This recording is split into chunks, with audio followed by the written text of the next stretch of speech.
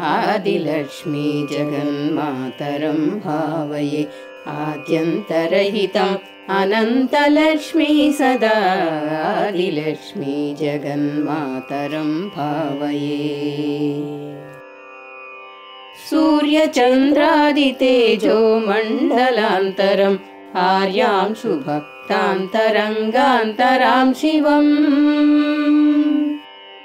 सूर्यचन्द्रादितेजो मण्डलान्तरम् आर्यांशु भक्तान्तरङ्गान्तरां शिवम् कार्यसिद्धिप्रदां कल्याणकारिणीं दुर्यां महेश्वरीं दुर्गादिरूपिणीं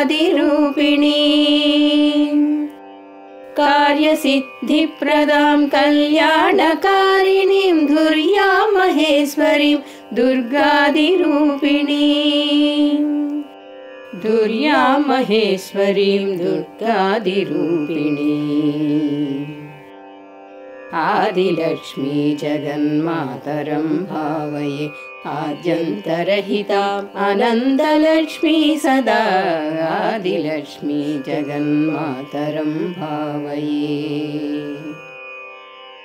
रक्षाकृतिं जगल्लक्षणविधायिनीम् अक्षीणमहिमान्वितां शुद्धसिद्धिदां रक्षाकृतिं जगल्लक्षणविधायिनीम् अक्षीणमहिमान्वितां शुद्धसिद्धिदां दीक्षितार्थप्रदां दिव्यगुणसंयुतां मोक्षलक्ष्मीं महालक्ष्मीं हरिप्रियां दीक्षितार्थप्रदां दिव्यगुणसंयुतां मोक्षलक्ष्मीं महालक्ष्मीं हरिप्रियां मोक्षलक्ष्मीं महालक्ष्मीं हरिप्रियाम् आदिलक्ष्मी जगन्मातरं भावये आद्यन्तरहिताम् अनन्तलक्ष्मी सदा आदिलक्ष्मी जगन्मातरं भावये।